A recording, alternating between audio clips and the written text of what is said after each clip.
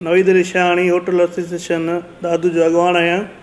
तो मुझे मोर रोड ते गोसिया होटल नाले आहे।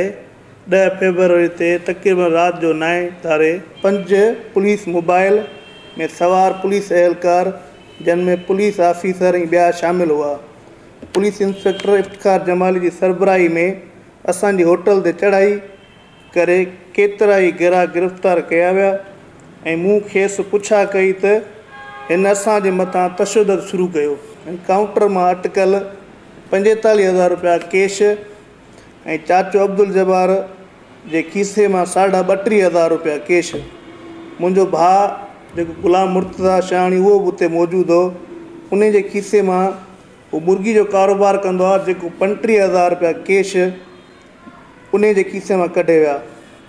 होटल जे कारीगर जेको लाड़काणे जो आहे रियाज़ मलाणो जंहिंजे खीसे मां कैश 20,000 रुपया रोक ऐं हिकिड़ी मोबाइल ओप्पो कंपनी जी उहा बि उन खां खसी वई।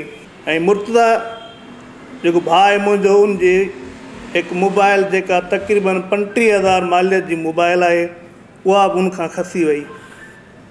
कैश ऐं LCD हिकिड़ो स्टेबलाइज़र हिकिड़ी बैटरी डिश जो रिसीवर ऐं ॿियो केतिरो ई सामान जेको उते गिराक हुआ उन्हनि खां खसियो वियो।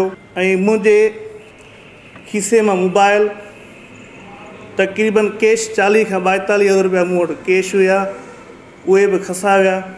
मां SSP Dadu DIG Hyderabad chief justice Sindh खां मुतालबो करियां थो त पुलिस इंस्पेक्टर इफ्तिखार जमाल जी सरबराह में लॻल छापे जी जांच कराई वञे ऐं पुलिस पारां असां खां खसियल रक़म मोबाइल ऐं ॿियो जेको सामान आहे वापसि कराए ॾिनो वञे।